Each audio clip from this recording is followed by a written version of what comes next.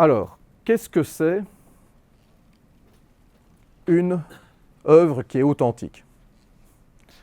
Donc ici, la problématique, c'est de savoir si le nom qu'on associe à cette œuvre est le bon. Est-ce que ce dessin est bien un dessin de Picasso? Est-ce que cette toile est bien une toile de Magritte?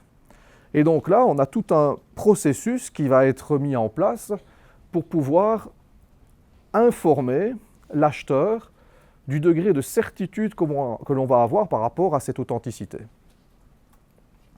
Donc ici, on va considérer qu'une œuvre est authentique à partir du moment où c'est bien l'artiste que l'on désigne qui en est l'auteur, ou lorsqu'on parle plutôt d'antiquité, on considère que c'est bien une œuvre de la période et selon le descriptif qui est conforme au descriptif qui va être fait.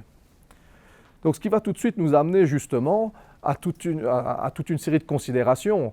Pour les antiquités, on ne va jamais parler de l'auteur, donc on ne va pas se limiter à la question de savoir qui est l'auteur d'une mosaïque romaine.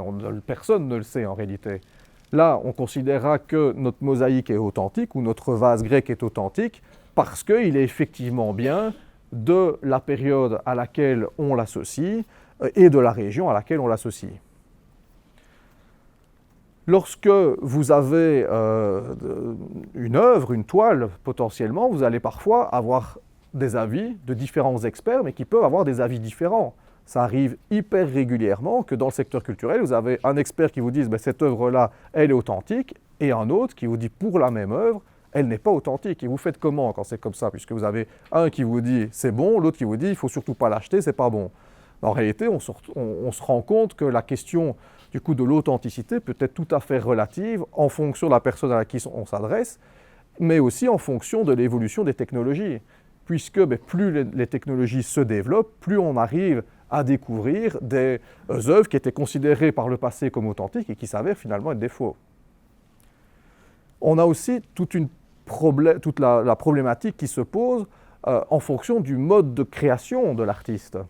Ici, donc, je vous ai mis une illustration avec Van Eyck qui est dans son atelier en train de peindre donc, une œuvre majeure, mais vous voyez tout autour l'ensemble de ses collaborateurs qui font en réalité tout le travail commercial, vous voyez, avec des commandes de portraits, ce genre de choses. Est-ce que quand vous voyez ici sur le côté le collaborateur qui est en train de faire le portrait avec le maître qui est au milieu en train de travailler sur autre chose, est-ce qu'on peut considérer du coup que l'œuvre, que le portrait est quand même authentique alors que de toute évidence, ce n'est pas lui qui l'a fait, mais ça a été fait sous sa supervision? Est-ce qu'on peut encore considérer que c'est authentique? Je ne vais pas répondre à la question, mais ça nous amène à toute une difficulté, à toute une série de difficultés dans le descriptif de ce type de création.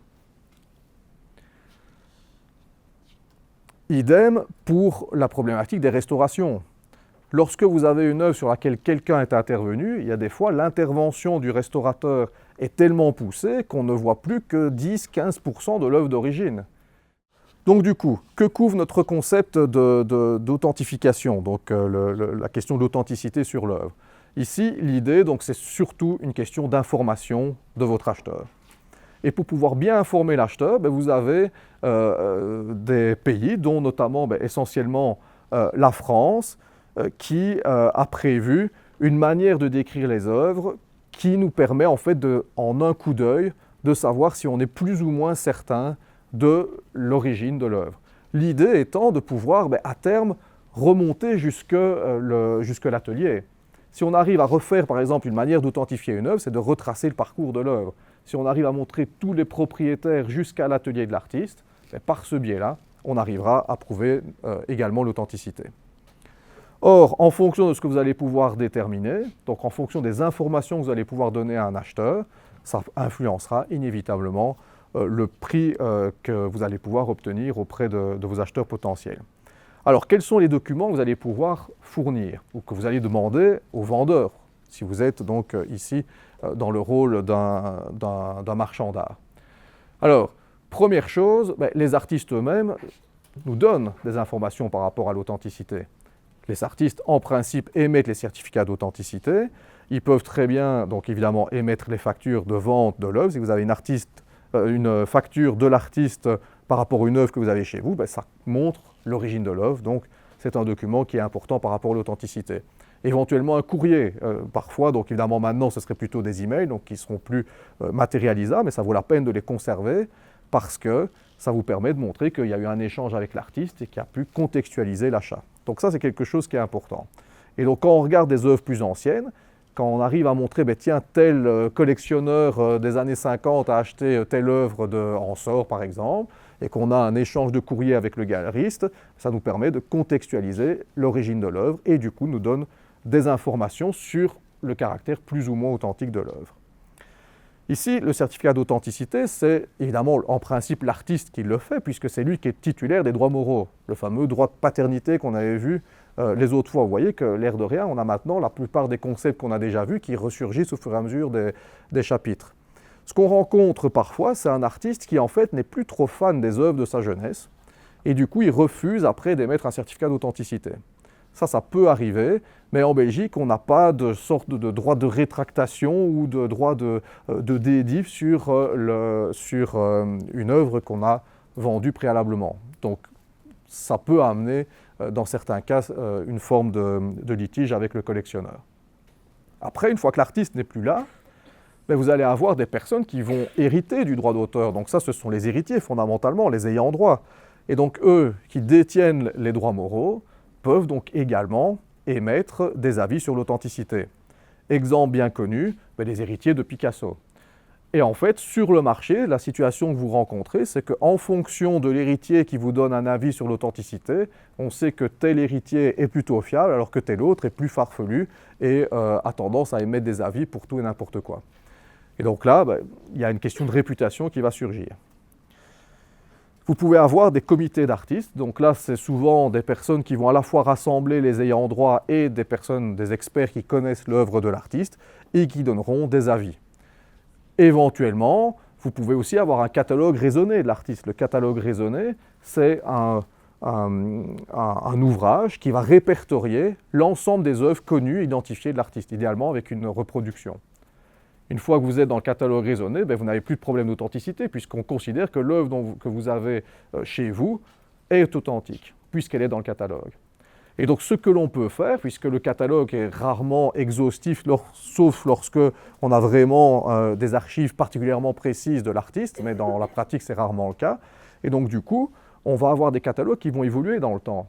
Et ce que vous pouvez faire lorsque vous êtes confronté à un problème d'authenticité, c'est vous adresser à l'auteur du catalogue en disant « Tiens, moi j'ai telle œuvre qui n'est pas dans votre catalogue, mais pourriez-vous me faire un certificat ou un avis qui confirme que lorsque vous ferez une réédition du catalogue, vous l'ajouterez ?»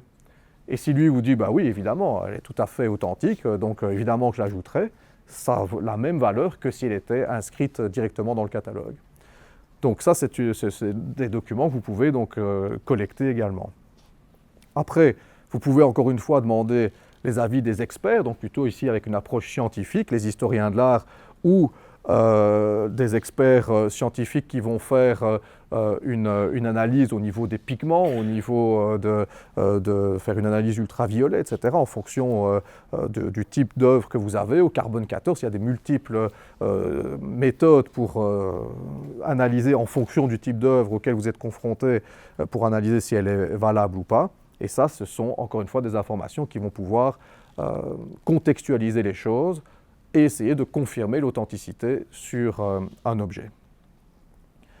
Dernier élément, les maisons de vente et les marchands, encore une fois, là vous recevez les factures, vous avez un descriptif de l'œuvre. Généralement, les maisons de vente elles-mêmes, surtout pour des œuvres d'un certain prix, vont faire elles-mêmes des recherches pour s'assurer de la provenance et de l'état de l'œuvre. Donc tous ces éléments-là méritent d'être conservés parce que le jour où vous déciderez, vous, de remettre l'œuvre en vente, si vous êtes le propriétaire, ce sont cet ensemble de faisceaux concordants qui permettront d'attester de l'authenticité sans qu'elle puisse être remise en cause.